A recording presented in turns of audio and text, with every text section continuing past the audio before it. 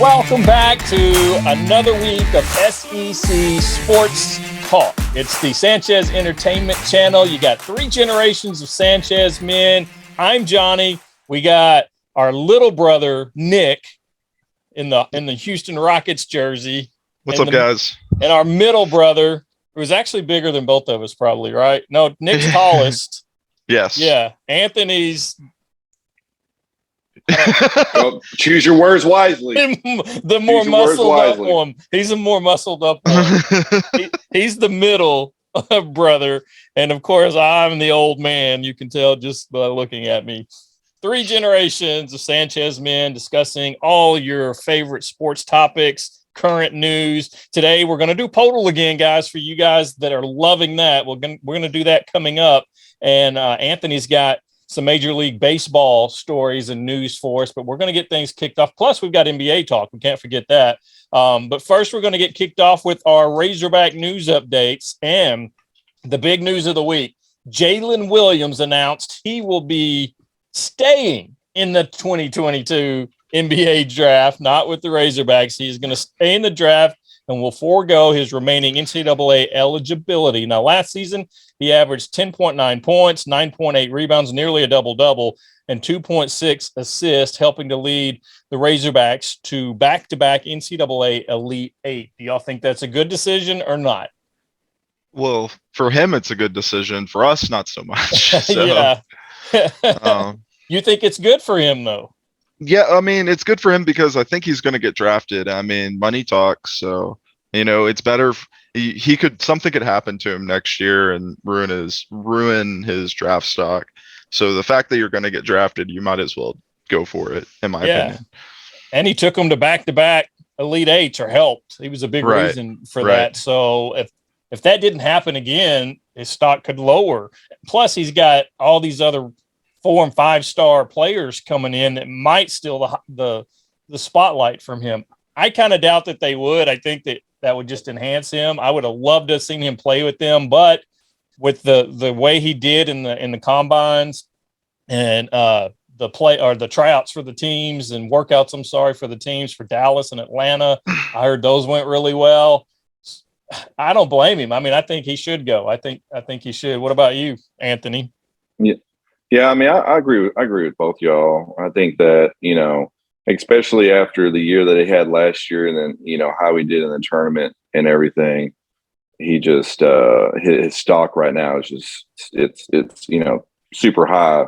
So, yeah, I mean, for him to keep playing basketball, and everything, especially professionally, this would probably be the best time for him to go. I hate to see him go because he definitely would have been, the captain of the team this upcoming season. But I mean, I understand it. You can't keep certain players forever. So I would have liked seen him come back and win the SEC Player of the Year, but I mean that's tough though with our conference. Especially in big men. You don't see too many big men. Last year was the first time, and I don't know how many years for Kentucky that won the Player of the Year. Usually it's a guard, somebody a little more flashier.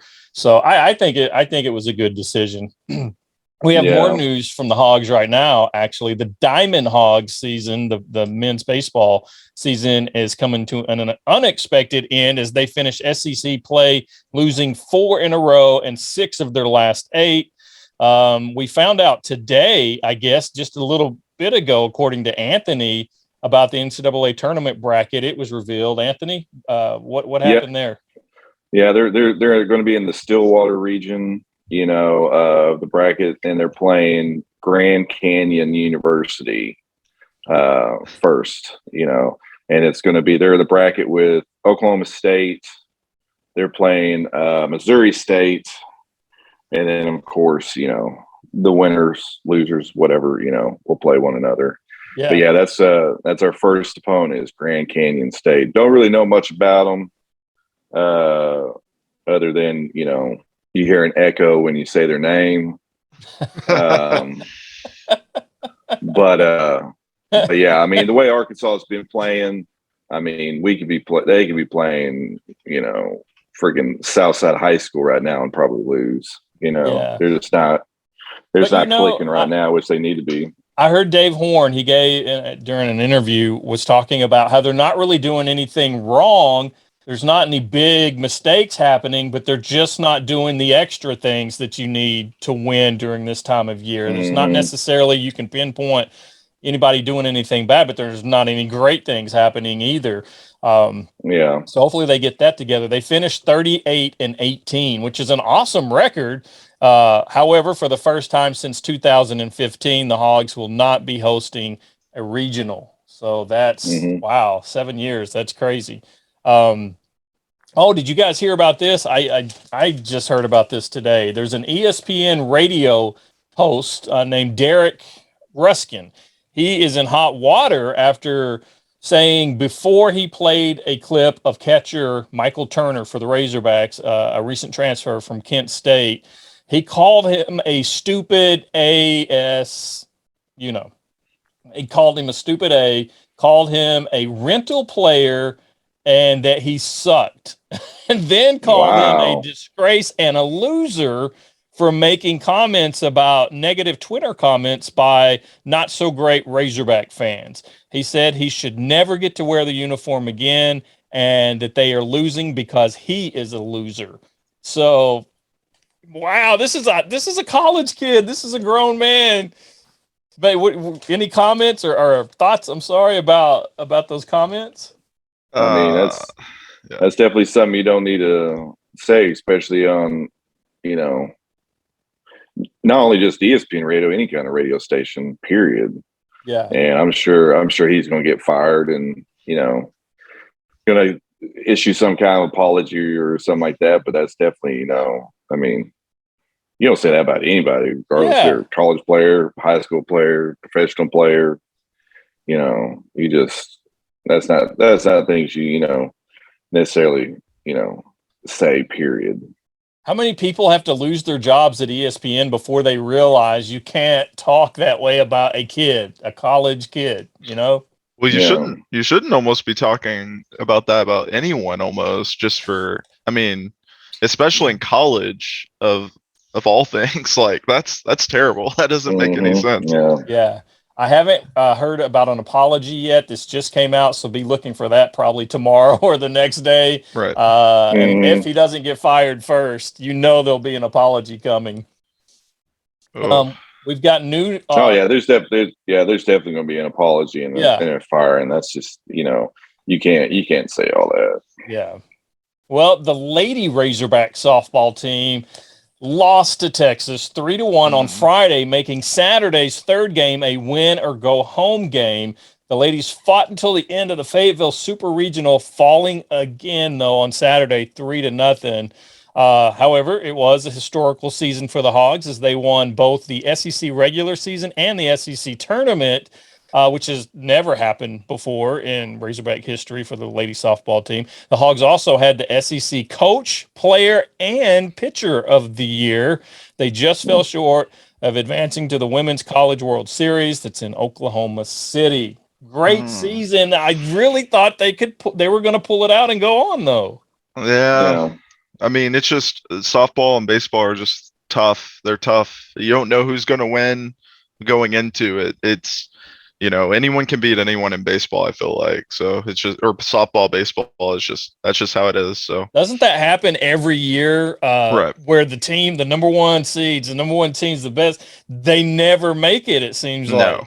No, baseball is just a completely different sport. If you have a couple ace pitchers, couple good batters, they can outplay your team. That's just how it is. So. Yeah. Anthony, did you expect them to make it or, to beat Texas? Man, I would have liked to have seen them beat Texas, especially, how good and how much they fought this year. But I'm with Nick, man. When it comes to baseball and softball, you never know what's going to happen, just because you're on a roll or, you're ranked this, you did this, or you've done that, it doesn't guarantee anything. You know what I'm saying? I think it hurts a little more because the loss was to Texas. Right. Yeah, Right. Yeah. And that part, oh, that's a little extra salt in the wound there, I think. Yeah. I mean, the whole issue is, I think the only team that, like, was it OU softball that wins so often? They're just Yeah. like one of the best every year. It's like, I think that they might be the only team that has the exception of, like, Yeah. they're a 50-50 chance every year. So Yeah, they're like Alabama in football and men's football. right. Yeah. Well, see, Texas softball used to be like that too. Texas, both baseball and softball used to be. They used to be like the kind of the juggernauts of the sport and everything, and that's why it's like, you just never know. I mean, like in baseball, Tennessee's like the big powerhouse right now. Of course, they got their number one overall team in college baseball right now, but I mean, they can lose too. It just because you're the best team and you've done this and you've done that, doesn't, when it comes to the tournament time, it doesn't mean anything. Yeah. Just wait till next season. Is it next season that Texas comes into the SEC, or the one after? Is that next season? I think it's the one after. No, I think it's the one after. I think they have to wait until they're. I thought it was 2025. I thought that's it's that far off. Okay, right. I was thinking 2 years. I knew they had to wait for their TV contract to end before they could switch. Yeah, okay. 2025 season. Okay. So we still got a little ways to. About 3 years. Yeah. We have some Arkansas Razorback football news. There's just been a list released of the top 5 players to watch for this coming up this season, I should say. We'll start with number 5 and work our way up. Number 5 on this list is running back Raheem Sanders. He's a sophomore, 6'2", 221 pounds. Last year, he had 114 carries for 578 yards, which averages to 5.1 yards per carry, 5 TDs, and 11 receptions for 109 yards plus 1 TD. Coach needs to give him more runs and more chances in big play times, I think. Unlike last year, he went to other backs, because this guy is a beast to me. He was underutilized last year. Now, I realize you have a lot of players and you're trying to get everybody in and get everybody playing time. And plus, you're trying to keep everybody fresh. So I do understand that. But when you've got a back that is just doing so well, he just had 2 breakout runs back to back, scores a touchdown, and then you don't give him another run for 2 quarters. To me, that's unacceptable. And I mean, who am I? Coach knows better, I guess. What do you think, guys? What do you think about Raheem Sanders? I like Raheem Sanders. I think he could be a workhorse. I mean, just Arkansas has a committee in the backfield every year. That's just how they do it. Unfortunately, I wish they would change it up and just have 1 to 2 running backs. Don't stretch it to 3 or 4. There's no reason to ever do that, in my opinion, because, if you have a workhorse like him that can run for 5 yards per carry, that's insane. That's 2 carries as a first down on average every single time he touches the ball. So what about you, Anthony? Yeah, I agree. The same. Sanders is, man, he's just a beast, and I also believe that, especially during a game, if you have a back that's kind of, like, there's just some backs that just, have a day, and there's some backs that don't. But if you have that back that's just having a day, just keep them in. Don't keep, switching out backs because, this back is supposed to be with this play, or this back's supposed to be in this formation, just like, just keep it going. Our offensive coordinator made a lot of bonehead plays, but then he got credit for a lot of the big plays too. So I know he's young, and he's one of those that he coaches Arkansas like a video game. I think sometimes, he wants to go for that big play, which I mean, and it was successful a lot, but he sticks to his rotation, and I just don't like that, because you have other backs that may not be doing so well, but it doesn't matter. He's going to rotate those backs regardless of how they're playing. And I think that cost us a little bit last year in some of those closer games. If we would have gone to Raheem Sanders when he was hot, maybe we wouldn't have, 52-51 Mississippi State, that close game with Alabama could have made a difference if you're playing who's hot. Do you play who's hot, or do you stick to your rotation and stick to your pregame plan? Do you adjust during the game? Those are things I think that we're going to have to learn to do as a coaching staff. And Raheem Sanders, like you said, is a beast. He was underutilized last year. Well, if you looked at so I looked at Reddit for Alabama's Reddit, and it was hilarious to see the amount of Alabama fans that were so scared to lose. And then we came out, I think it was Alabama. Yeah, it was Alabama. And we came out with however many minutes left, 6 minutes left, and just chewed like 4 or 5 minutes off the clock. And they were just like, oh, okay, their offense coordinator is awful. That's not 2 minute drill. That's not how you play. That's not how you call football with 6 minutes left. So they were, it completely changed. It was hilarious to see that, because I was like, man, why are we running the same plays we'd be running if it was the first quarter? Because that's just, we have to move the ball. So or second down and you're second down and 1, and you throw 2 times and for incomplete passes. And when you've got a Raheem Sanders in the backfield averaging 5 yards a carry, that happened several times last year. And you're just like, I know he's trying to catch them off guard. They're not thinking about it or whatever, but come on. I mean, he would do the same thing where it's a read option at 3rd and 10. It's like, wow, with the third read option with 3rd down, and we're past, it's not even 5 yards. It's behind 5 yards, like 3rd and 10, 3rd and 8, just throw the ball. Don't run it. Yeah. Oh, number 4 on this list is wide receiver Jordan Hasselwood Jr., 6'3", 211 pounds. The transfer from Oklahoma had 62 catches for 736 yards last year, plus 7 TDs for Oklahoma in 3 years. That's his total for 3 years, I should say. I think he was struggling with injury, so I think. Yeah. I think was he not the number 1 wide receiver coming out of his high school class? Probably. I don't have that listed here. That does sound familiar. If not, he was up there. He was highly recruited. I know that. Number 3 on the list, and I disagree with this. I think our backup when Jaylin Catalon Jr. was out did way better than he did. What is it, Slusher? Was that his backup, I think? I can't remember for sure. Oh, it's either Slusher or Fouché. I think it's Slusher. I think it's Slusher. Did way better. I think Catalon, and they talk about this. I don't think he had the speed to keep up with those backs with these upper echelon, or not backs, wide receivers.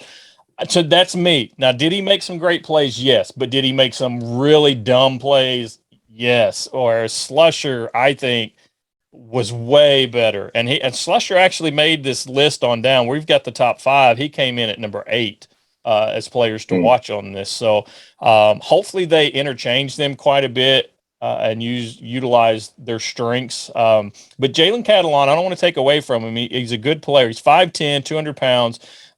He was injured, only played 6 games. He had 45 tackles, 2 interceptions. In 2020, he had 99 tackles and 3 interceptions. To me, if you're going to be an upper echelon safety in the SEC, you need more than just 2 interceptions in a season or 3 interceptions. I mean, you've got to we got to.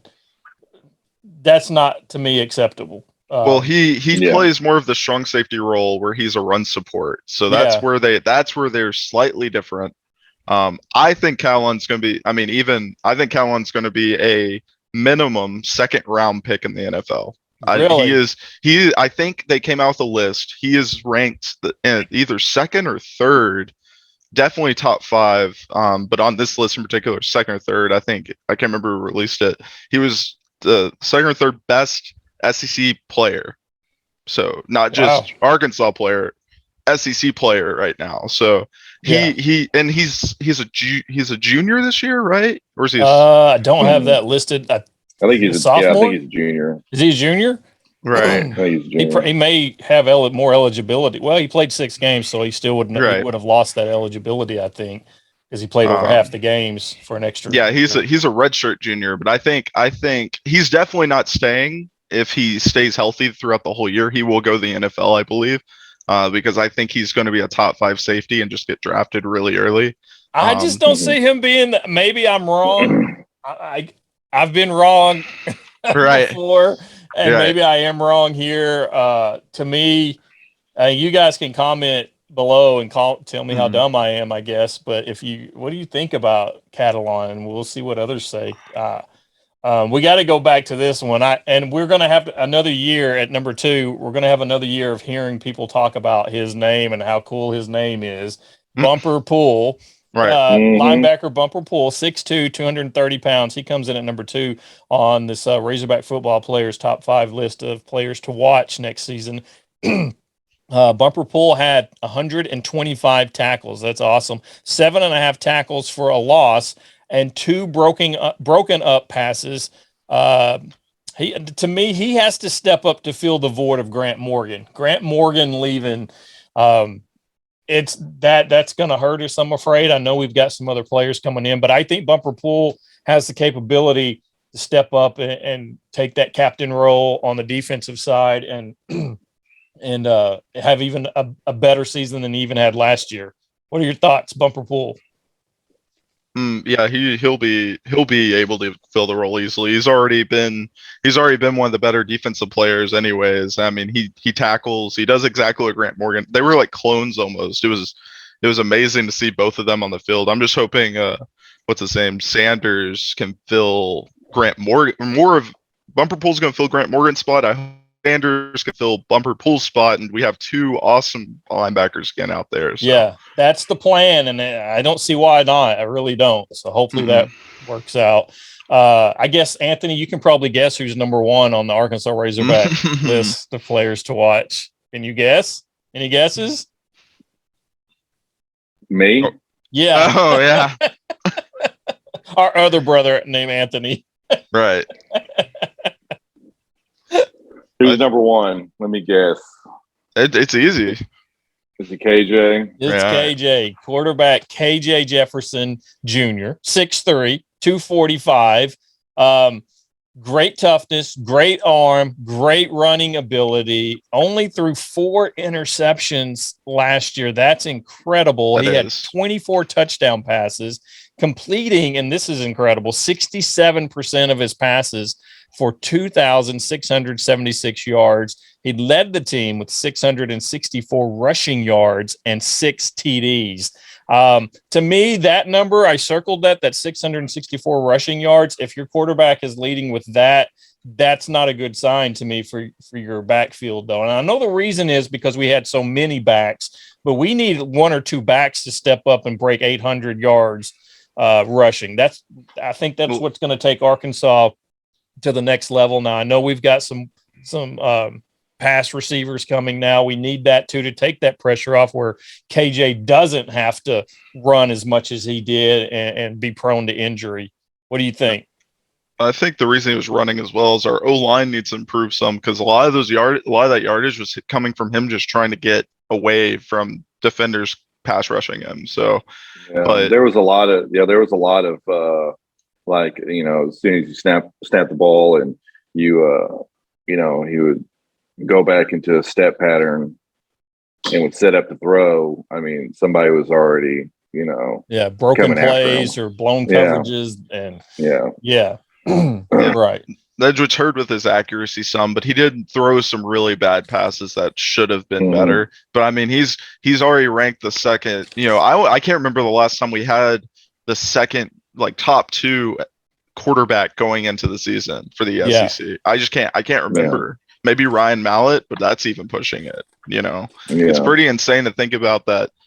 We have the second best SEC quarterback on paper. So well, I will say that and not interrupt you, John, but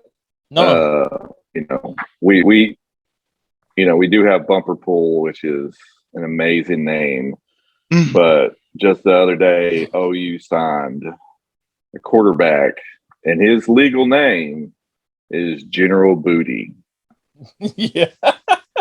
Spelt like booty or Booty, Booty. Now I think it's one of his uncles.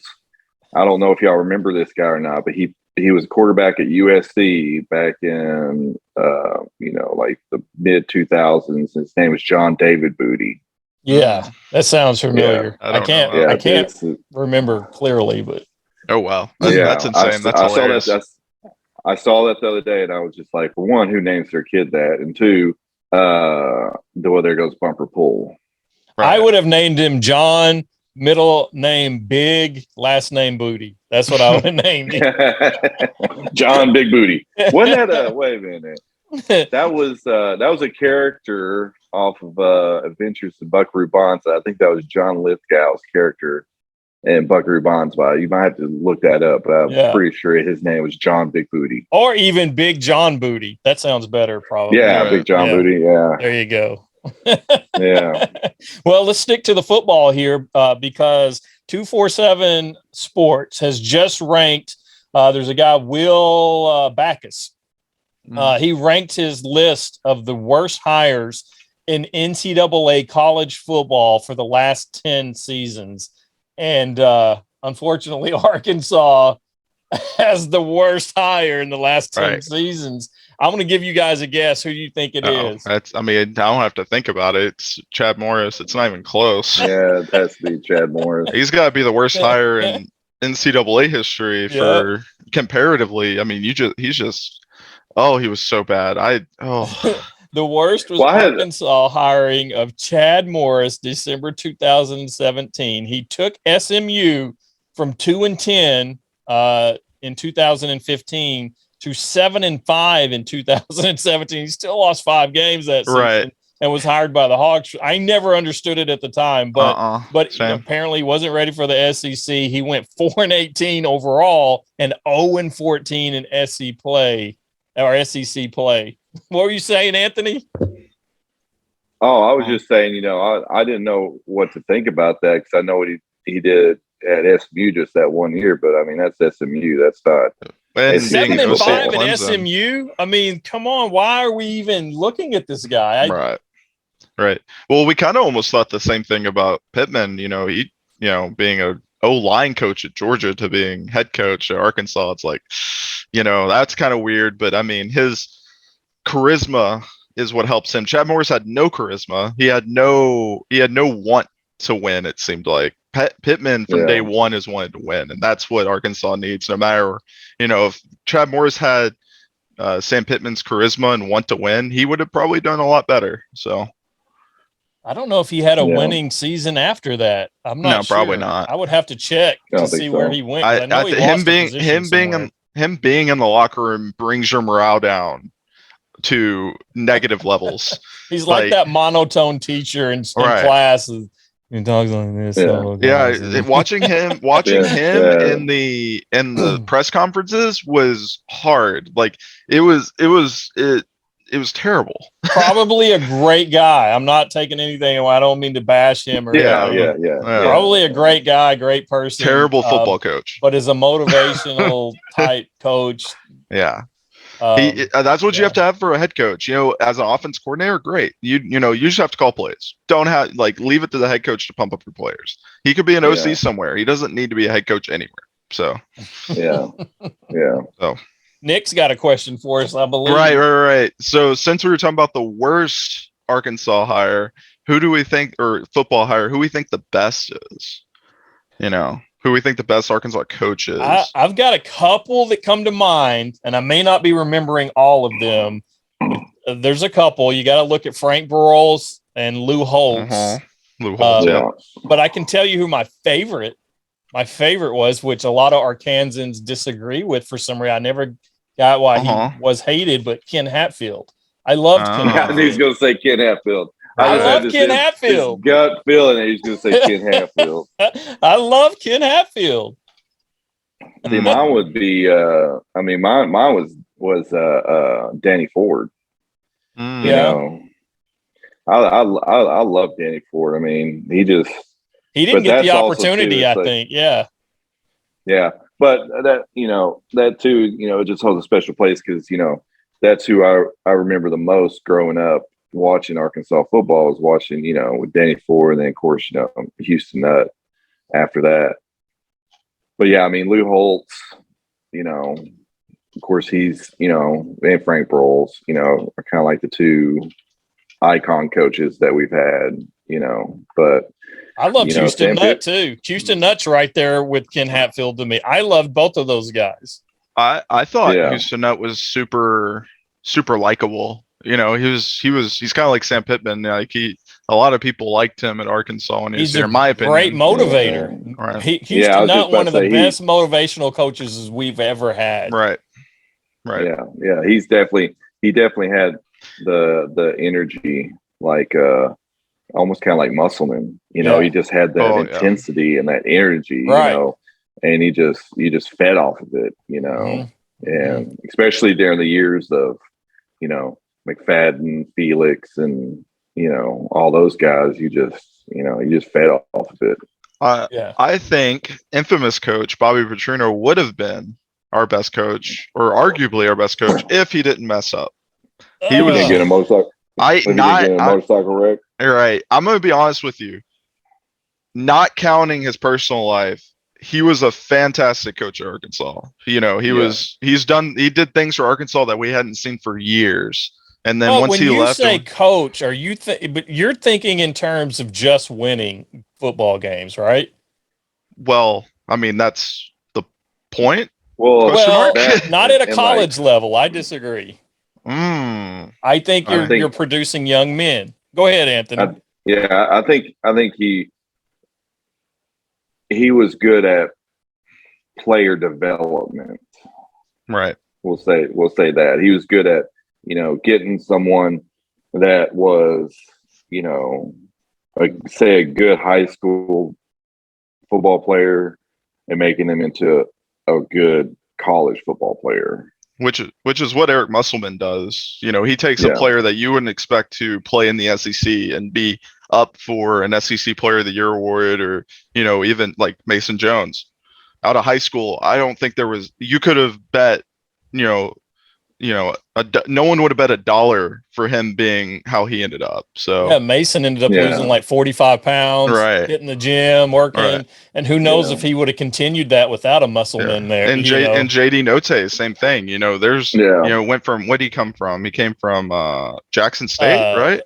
Or not Jackson State. He came from Roberts, but it's not Oral Roberts. No, he came from a smaller school that you wouldn't expect him to be, the star of an SEC school. So like no one really had any interest in him either, and it just so happened that when Musselman first got here, he already knew about him. He's like, well, if this guy ever decides he wants to transfer, I'm going after him. Right. Yeah. I get the whole Bobby Petrino thing, but he as a coach and he developed players, right? I get he's not the best. He might not have been the best role model when it came to that. But before that, if that didn't happen, you wouldn't have had a bad thing to say about the guy. So. I look at college, which most people don't nowadays. It's becoming more of a business, like professional sports, than it is. That's where we're going about at this turning point. out great young men. And the coach thing with Houston Nutt, Ken Hatfield, they cared about your school, your personal life. They checked on you. They wanted you to succeed, not just in sports, but in life. And nowadays we don't get coaches like that. And it's not necessarily the coach's fault, because they're pressured. They're told what they want when they get there. I'm going to pay you this money if you get me wins, and no matter what the cost. And if they're focused on these other things and not getting wins, then they're gone. The emphasis is definitely changing in the last couple of years, for sure. It's also harder to be a head coach, in my opinion, nowadays than it was like longer ago, because as technology develops, there's just so much more they have to take in constantly. Back in the 60s, their coaches didn't care about injuries. They didn't care about if you went and went and got therapy or physical therapy. They were just like, okay, you broke your finger. Yeah, it's all right. Whatever. So they just have more to think about now. They have so much more film to watch, just everything. So and back then they used to always have that saying, like, what is it? Are you injured or are you hurt? All right. So because if you're hurt, you can still play. If you're injured, you can't play. Right. Yeah. And then, of course, people back then, they freaking, who was it? There was some football player that like had broke his femur. Oh my! It's the worst part of the break. And finished the game with a broken femur. Ugh. Yeah. And back then, because I mean, go ahead. In NFL, they didn't get paid a whole lot. They played for the love of the game, and I think that's what it was like in college. You just for the love of the game, sure, you want to get paid a little bit, but that's not what it was about then. Today, it's about the money, and so people will do anything. They'll put themselves through anything, take any steroid, take any whatever enhancing, to get that money. I mean, you got players getting multi-million-dollar deals. It's so crazy. Yeah. And to see, that's what I used to always like watching college sports, is because you had those guys that were, busting their butts to, to get to the next level, to be able to play professionally, and then it's like they get there, they play their butts off and they get to that next level, and then they get that money, and then it's like, well, I'm not going to play, like I got turf toe. Like, what's turf toe? Come on. I think Kevin Durant's like that in the NBA. I think that's where he's at right now. Yeah. He's got the money. He's had the championships. Yeah. I don't know what happened with Ben Simmons. I think he has some other issues going on. Well, he's got some mental, physical issues, but he's definitely no one. Just his teammates. Just no one seems to like him. So there's something. If no one likes you, there's something else going on. Yeah. It's not just that they know more than we do, and that's obvious. So. Well, hey, since we've just talked about, I'm kind of going to take a little audible here since we just talked about an NBA player, the Celtics. I got to tell you this. Of course, the NBA playoffs happening. It's going to be the Celtics and the Warriors Thursday, June 2nd. And each game, this is kind of cool. They're going to have 2 days off between every game. So they'll play one day, have 2 full days off, and then go back to the next day. That kind of deal, except for one game where they'll only have like that day and a half. They'll play a game, have 1 day off, and then play another game. It's game 4. So they're going to get a little bit of rest, and it kind of speeds it up, I think, for us, because I know in the past they used to have 3 days between one when they had to travel to the other team, and there would be a 3-day break. That's not going to happen this time, apparently. But I got to tell you this is the reason I brought this up. 35-year-old Al Horford, and I know Anthony's a big fan of Al Horford. He's going to be making his first NBA Finals appearance, which means because of his contract, the way he wrote out his contract, let's see, he gets incentives if the team does well. A lot of players do their contracts if they reach certain goals or numbers. Right, yeah. He did his as a team. If the team makes it, he gets increases in pay. How he got that, I want his agent. I can tell you that, because now apparently in next season in 2022 and 23, he's got a salary guarantee that will increase him from $14.5 million for next season to $19.5 million, just because the team made the NBA Finals. Now, if they win the NBA Finals, Al Horford will receive $26.5 million guaranteed in his contract next year. And my check is out. I'm still not done. Oh my gosh. Celtics just came out and announced, the front office, that they will guarantee him $26.5 million regardless of what happens next season now, because he's played so well this year. He's going to go from $14.5 million to $26.5 million. I think they're trying to keep him for even longer. Yeah. 35 years old. I have nothing against Al Horford, but that's a lot for someone like him. He does a lot. I get it. He's great.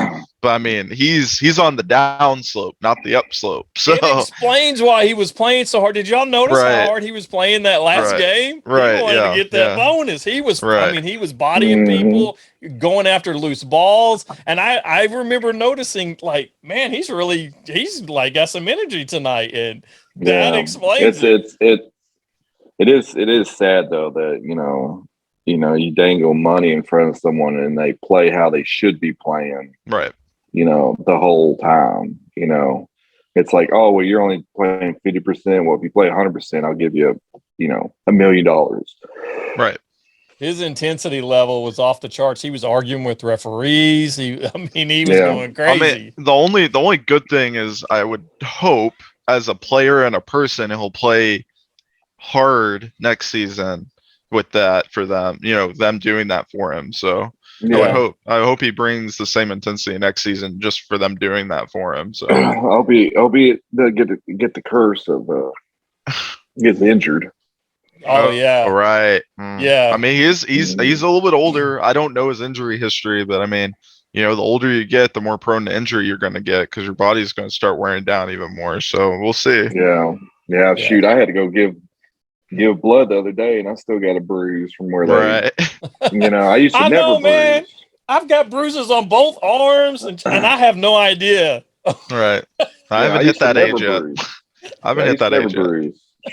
I was like, I missed out on $26 million guarantee because I bruised. All right. Well, speaking of the NBA playoffs, give us your picks, guys. I was the one that was wrong this time. You guys both picked Boston. I picked Miami. And I really think, though, that Miami would have had a shot if Tyler Hero played more and if PJ Tucker, I guess he got hurt, if he would have finished and played that last game. I think he was the difference. And as much as I don't like him.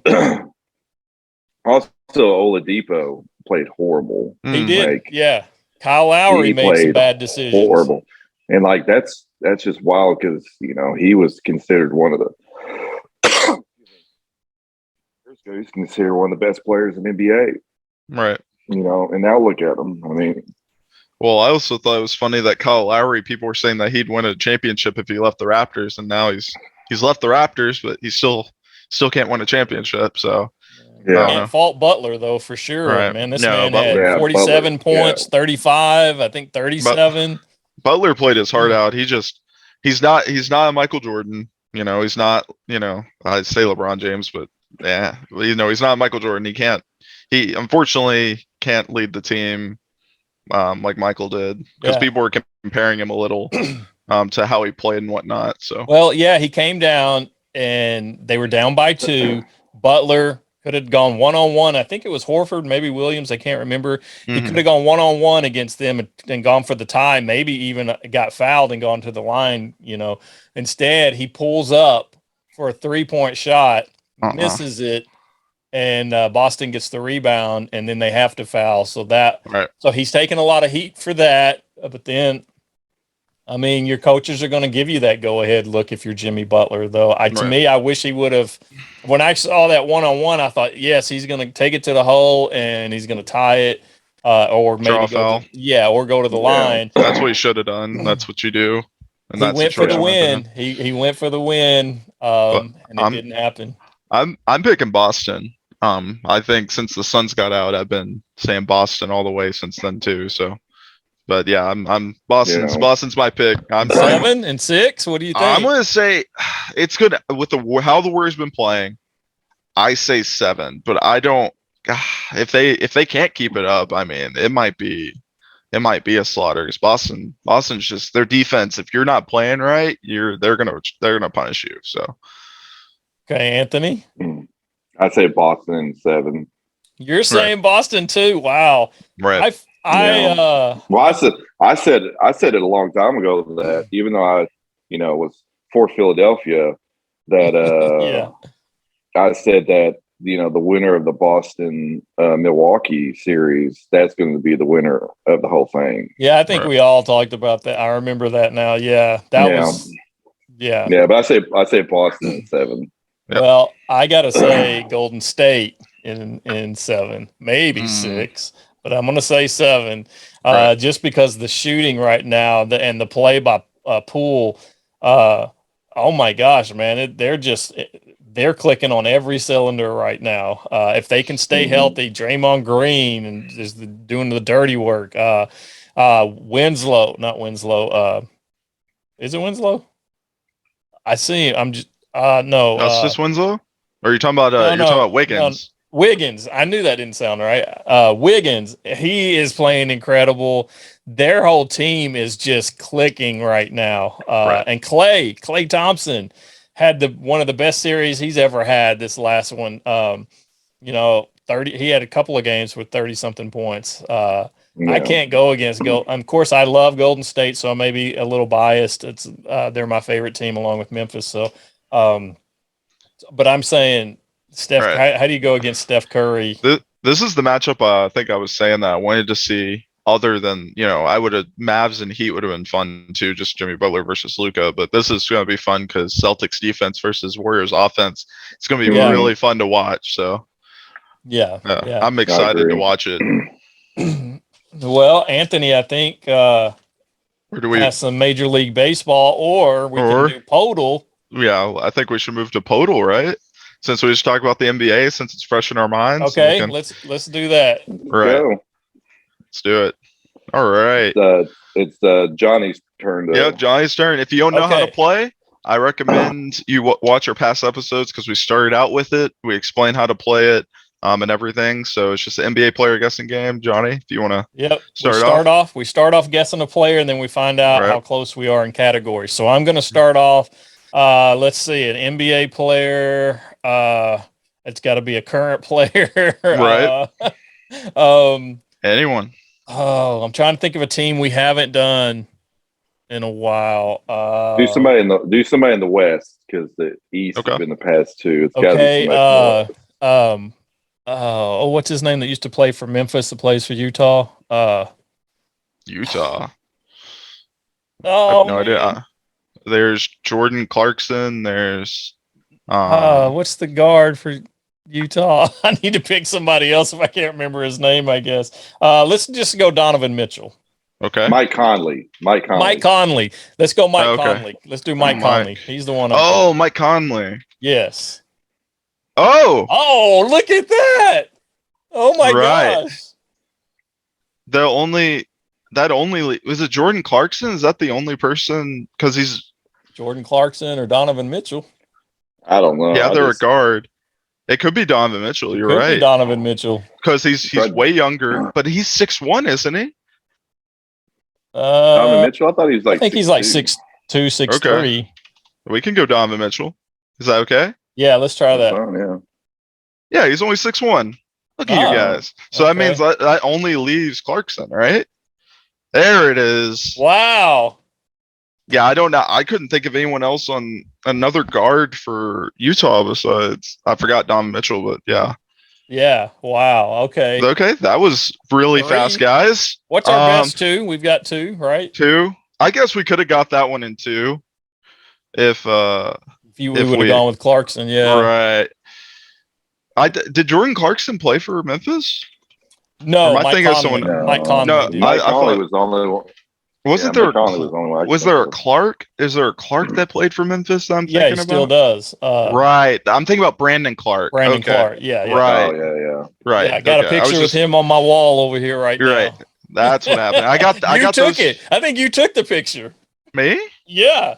Why would I? What? I didn't take it. Took it. Yes, took it. Clark. I thought you meant physically, like took your picture. No, I took the picture. Yes, I was there with you and took that picture. I was like, why would I steal the picture? You did. You took the picture. Yeah, I did. Well, Nicholas went full defensive mode. He's like, I didn't take your picture. I was like, why would I take it? No, yes. I took the photo when we were there. Yes. Yeah. Yes. He's like, well, what you talking about, Willis? I didn't take your picture. All right, that was fast. That was quick. We're getting better with the game. Anyway, so let's move on to baseball, I guess, Anthony. Baseball, yes. Today started the series for the Cardinals against the Padres, which the Cardinals did win. You know, Padres is one of the top teams, or one of the hot teams right now. In the NL. We're still, I want to say we're still 4 games behind Milwaukee for being top of the NL Central, which Milwaukee's kind of, they're high right now. They just came out with the power rankings for the top MLB teams today. Of course, number 1 is the Dodgers. Number 2 is the Yankees. Number 3, I believe is three's the Astros, four's Mets. Right. Now 5 and 6. 5 is the Padres, and 6 is the Brewers, which we just had the series with Milwaukee that we tied, and now we're starting the 3-game series with the Padres, which we won today. Right. St. Louis is still holding strong at the 10 spot in those power rankings. Goldschmidt, he's on a tear right now. He's white hot. Bat's just, the ball's just flying off his bat. Harrison Bader, still faster than ever. I think he's like 3rd right now in total stole bases in all of majors. Arenado's still doing good. Our pitching is, that's just how it's going to be. You can't always have, the studs every day, play like how they should play. But we lost your picture, by the way. I don't know if you realize that. There you go. The big news is, I was getting a phone call. The big news is Gabe Kapler, the manager for the Giants, not coming out to,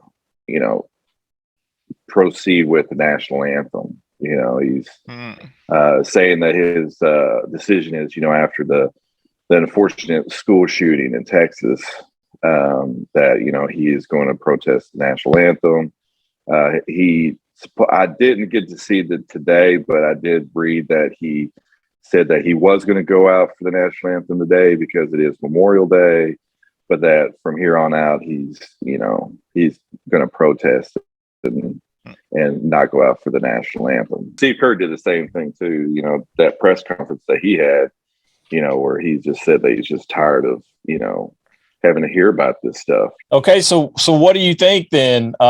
Should politics and sports intermingle? Should athletes who are paid to play baseball or basketball or football, should they comment on political things, use their platform for that? Yes or no?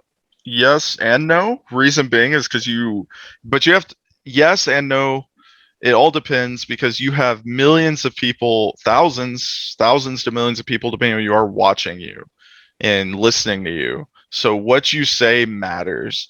So it kind of is a good thing and a bad thing, because if you say something and it's bad, then obviously, it's bad, but it just depends. Why should we as Americans and people watching the average person listen to an athlete who maybe grew up, didn't do well in school, now just because they can dunk a basketball or outrun? Right. So well, why should we listen to them? I'd rather listen to the person who grew up in the hood and knows everything there is to go on and the bad things that happen than someone who has never struggled a day in their life and who has gone to private school and doesn't know the daily struggle of the average American. So Okay. that's kind of a thing Anthony, to look at. you're from a different generation. What do you think? Honestly, I think that everyone can have their own opinion. Right. We do have a freedom in the United States that not a lot of people, if any, really have, in other countries, and that is the freedom of speech. But I don't think it makes as much a difference in the sense of something's going to happen. Well, you also have to think about, we have the choice to just not listen to them as well. Yeah. You have to think about that. So But you also got to think about the kids that don't know any better, that they're influencing in some of the things that they're saying. So you got to take the good with the bad. And I think that's a big part of it for a lot of people. Yeah. Me personally, I think, like senators and House representatives, people should only be able to hold their position for like a president, like 4 years. And not be 70, 80 years old. What if they did that in sports? You can only hold your position at first base for 4 years. That would be pretty fun. Honestly, that'd be pretty fun to watch. I would love to see a first baseman try and play in the outfield. Yeah, That'd be hilarious. That would add a new twist to the game. It'd be kind of like a reality baseball show. Right. Yeah. Hey, if y'all get a chance, not to go too deep into this, look up the Savannah Bananas. If you've never seen this team, this guy bought the team because their attendance level was like nobody was coming to their games. They have no affiliation with, the majors or coastal leagues or anything like that. They're like the Harlem Globetrotters of baseball. Oh, yeah, I see that. Yeah, and they do so much crazy fun stuff that it's like if the majors, like once the batter goes into the batter's box, he can't step out until at least he strikes out, walks, or gets a hit. He can't step out of the batter's box for no reason. He has to stay in the batter's box. But they do so much other off the wall stuff, kind of like how the Harlem Globetrotters were. That it's like, man, if they could incorporate some of the stuff in the majors, it definitely would make it pretty entertaining. Yeah, but they always play it. Yeah, they always play the same team. They always play the same, kind of like how the Harlem Globetrotters did. They always play the same team. So it's definitely fun to watch. So if you haven't seen them, look up Savannah Bananas. I'd love to go to a game just to be in that atmosphere. Just fun thing. Yeah. And by the way, I've got my my ode to the Arkansas Travelers, which hopefully we keep them here in Little Rock. I just was about to bring this up. They are not for the Angels anymore. They're for the Seattle Mariners. I did not know this. They did switch. Yeah, I did not know this until I looked it up. So, I think it's really weird that we have a farm team so far away, I guess is the way to put it. Because, we used to be the Cardinals, and that makes sense. Yeah, this doesn't necessarily make sense because Seattle, Los Angeles, that's so far away for these guys, Or they could be like the farm league for Kansas City or right. The Rangers. Any of the Texas teams. Yeah. Yeah. Because it's like for Cardinals, you have Memphis and Springfield, are kind of other two, right. The farm leagues for them, which makes sense, especially Springfield. Springfield, you can call someone up, they're right there. Right. Yeah. Yeah. Crazy. Oh, it looks like there's the buzzer, guys. We are out of time again. It's been another great episode. We had a lot to talk about this week. This was a lot of fun. Yeah. A lot going on. Things to look forward to this week. We've got the NBA playoffs. The finals start on Thursday, and then Anthony will be back with more updates on the Cardinals. I'm sure Nick will be back with some more NBA talk. It's going to be a great week. Next week. Happy Memorial Day to all of our veterans out there. Memorial Day. Yeah. Well, thank you. Yes, definitely for Anthony there. Yes. God bless you all. Hey, we'll see you next week for another episode of SEC Sports Talk. Peace.